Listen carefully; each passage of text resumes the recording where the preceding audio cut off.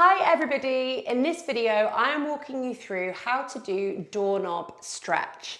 And for doorknob stretch, firstly there are going to be lots of cues. There is a lot of things going on in this exercise. And secondly, you're going to have to think about your setup for the exercise as well. So in my studio here, I have like an almost perfect setup in that I have a pillar like this that I can wrap a strap around. So the exercise is going to look a little bit like this. I'll obviously walk you through it in greater detail, and we're going to be stepping to the other side and doing the same thing as well, like this. So you can see how my pillar is very useful because I can kind of sashay around with my strap.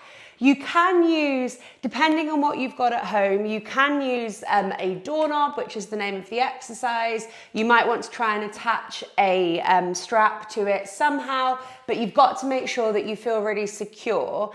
And you don't want, if you're using a door, you don't want the door like moving around. Ben and I, the other day at home, did doorknob stretch, and we actually found it worked really well with both of us being on opposite sides of the door with our yoga strap because we were counterbalancing one another. But had it been one of us, the door would have been moving and having the strap around the door handle wouldn't have felt so secure. So I'm going to show you the exercise, but not really walk you through the setup that much in terms of what you're doing it on, because I don't know what's in your houses. And if you think creatively, there's probably a way of you doing this at home, even if you don't have something like this. So hopefully that will make sense when we get going. Bear with me, I find this really tiring. I'm playing around with a slightly different camera angle to normal to try and get as much of me in as possible. I will probably need to take some breaks as I walk you through all of the cues because, like I said, there's a lot to think about. So we are starting off, and don't worry about my head. Firstly, I'll appear back in the camera in a second, but it's also not very important. I'm standing in front of my pillar, and the distance away that you can be doesn't really matter too much. I'm going to be about here. You want to have your arm in a position where whatever you're doing, however close you are to your thing, your arm is straight. So I've kind of got my like body weight sort of slightly hanging into my strap here. I'm holding it nice and firmly. I've got my right hand on the strap, and currently my right hand is in the middle of my belly button and the whole of my body is facing towards my pillar. What I'm going to do is take a step to the right hand side so that my feet, my knees, my hips and my pelvis are facing in one direction, whilst my arm is coming over me at a diagonal. And actually I feel like I've moved a little bit too far and perhaps rotating a bit too much. So just notice here that my right hand is in front of my left hip, more or less. But my toes, my knees, my hips and my pelvis are going off in an opposite rotation. So I'm creating like a corkscrew through my upper body, which is very much the purpose of this exercise and what we're doing. So my right hand is nice and firm, my arm is straight, my right arm is across my body. What we're going to do is make sure that our feet are parallel and hip width apart, which is firstly narrower than most people think, but also more pigeon-toed than most people think as well. So imagine that you're on your train tracks.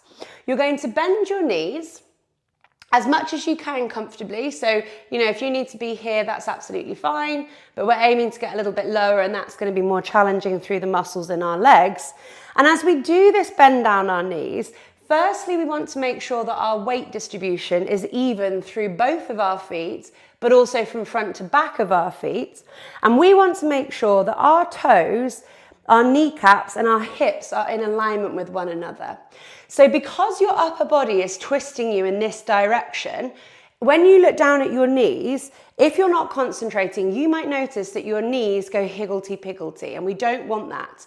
We very much want the pelvis and the legs facing in one direction, the upper body twisting in another.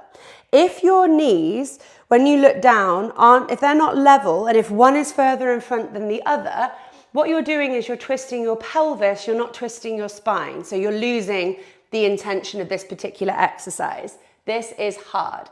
So I'm bending down into a little bit of a squat, really keeping an eye on my toes, my ankles, my knees and my hips tracking in alignment in one direction. I'm not letting the knees fall in. I'm not letting the knees fall out. I'm going to roll an arch in my lower back. So I'm rolling my bum upwards like this, not tucking the bum under like that, trying to create an anterior pelvic tilt, so my hips are going to switch on quite a lot.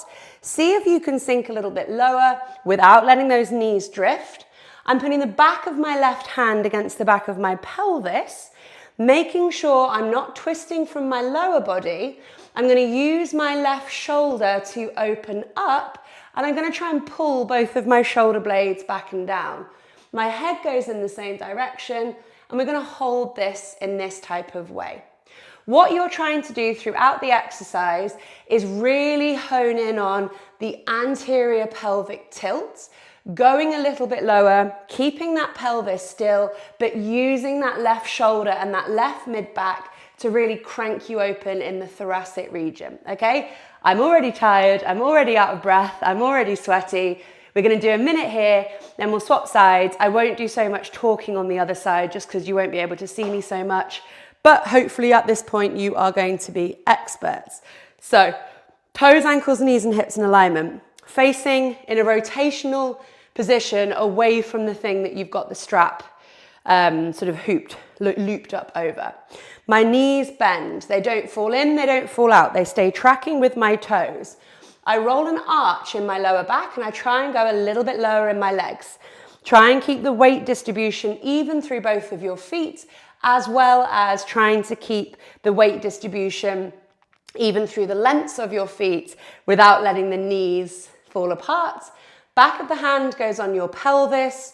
Roll that left shoulder back and down. See if you can kind of engage your mid-body slightly here to help you with the twist. Take your head in the direction if it's comfortable to do. Every now and then you're probably going to have a look at your knees and check they haven't cheated. Off we go. 1 minute here. And I know that this exercise is hard, and that makes it even more important to try and maintain a calm, steady breath. So you're relaxing your belly, you're relaxing your jaw, breathing in and out of the nose, breathing into the diaphragm. Your right arm is long, you're straight at that elbow. The right arm is across your body. The pelvis and the lower body is corkscrew around to the other way. Toes, ankles, knees and hips are tracking. Pelvis rolls forwards anteriorly. Go a little bit lower to make it more challenging. The twist is happening in your rib cage, a thoracic twist. Keep breathing. You've got 10 seconds left. It might feel like the longest 10 seconds of your life. 3, 2, 1. Woo! And we're going to do exactly the same thing on the other side. So listen to my audio cue, my verbal cues here, rather than watch me too much, because I am going to slightly be out of sight of the camera. So I swap my hands. This time my left hand is taking the strap. I'm taking a step to the left hand side so that my left arm is in front of the kind of right side of my body. Feet are hip width distance apart and pigeon-toed, which is parallel, which is slightly more pigeon-toed than most people think. I'm bending into my knees. My knees are tracking in alignment with my toes. Weight distribution even through both feet and through the lengths of the feet. Rolling that arch into my lower back to really switch on my hips. Seeing if I can go a little bit lower, but without losing that pelvic position. Really try and create the arch and go low. Back of my right hand goes against my pelvis. And this time I'm going to twist towards the right hand side. My left arm is supporting me, but I'm trying to keep that weight even in my feet. Off we go, a minute here. Keep breathing. So I'm peeling my right shoulder open. I'm twisting from my rib cage. So I'm feeling kind of like mid-back muscles, side torso muscles switch on. I'm pulling my left shoulder away from the ear. We don't want that hiking up too far. Looking down at my feet, toes, ankles, knees and hips tracking. We don't want one knee to come ahead of the other because then we're cheating with our pelvis. And we must keep breathing. Horrifyingly enough, we are only just over halfway. Keep testing. If you find this easy, go lower, tip that bum up more. Get those legs on fire. What we are doing here is we are creating pelvic stabilization whilst the upper body rotates. So we're mobilizing the rib cage, we're mobilizing the shoulders. We're really balancing the pelvis, but getting the legs to switch on and do their jobs properly. And that is time. And that is doorknob stretch. I need some water after just a minute on either side. That is hard. Enjoy.